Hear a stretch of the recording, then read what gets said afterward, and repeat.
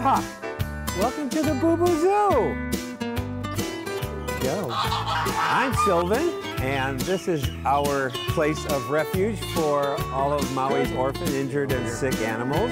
Come on in and let me show you around. My shadow and fellow greeter here is Riley. Riley came because she was blind and deaf. She's sort of been my shadow everywhere I go.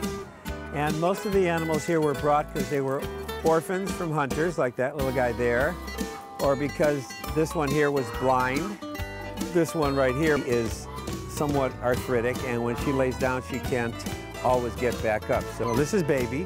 She was born blind, and the rancher couldn't care for her. Doogie was brought as a baby because he also was born blind. And this is our home where we live 24/7. And these are our kids running around the house. Every baby in here was brought to us because we are the only place that takes in orphaned or injured wildlife on the island. These baby goats here, all four of those were orphans out of the wild. Every animal is in a different situation. Each one has its own particular problems and needs. I first met my wife Susie 30 years ago. She was the girl next door. We were living in a condo in Malaya.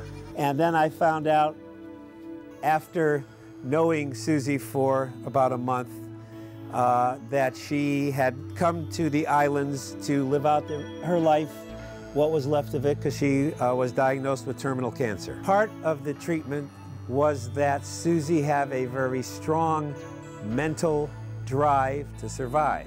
So knowing that she was most happy when she had sick little critters to take care of, I started collecting sick little critters for her to take care of, and that was her occupational therapy. And we're still doing her occupational therapy even though she's been rid of cancer now for almost 30 years. So occupational therapy became our addiction.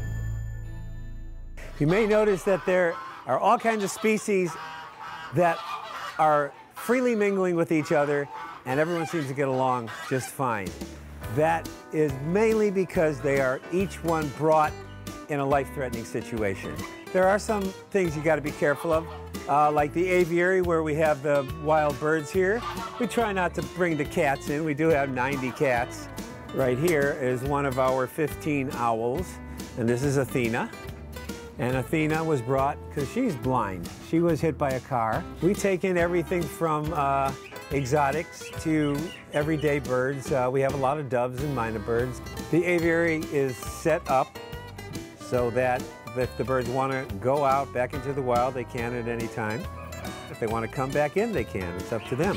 We only have 3 pu'eo at the moment, the Hawaiian short-eared owl. These are our only endangered species that we have here right now. We usually have about half a dozen of them go back into the wild each year. This aviary is for the domestic birds. Here, they can't release themselves back into the wild because these guys are not supposed to be in the wild. So that's why I have this area separated from the wild birds.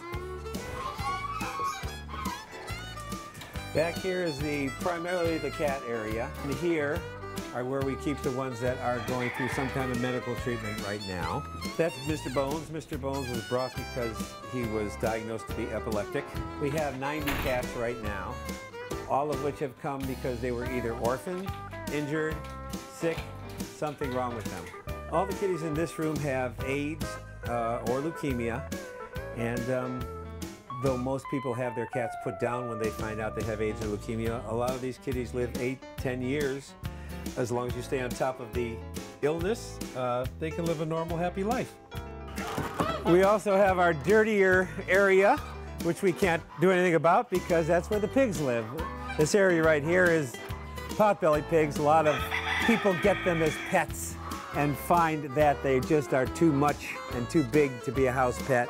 The only way they stay miniature is if you feed them a very controlled amount of potbelly pig food. They don't usually get that big because usually the farmers slaughter them after a year. Oh, George was just found in somebody's backyard out in the country one day. George is a character.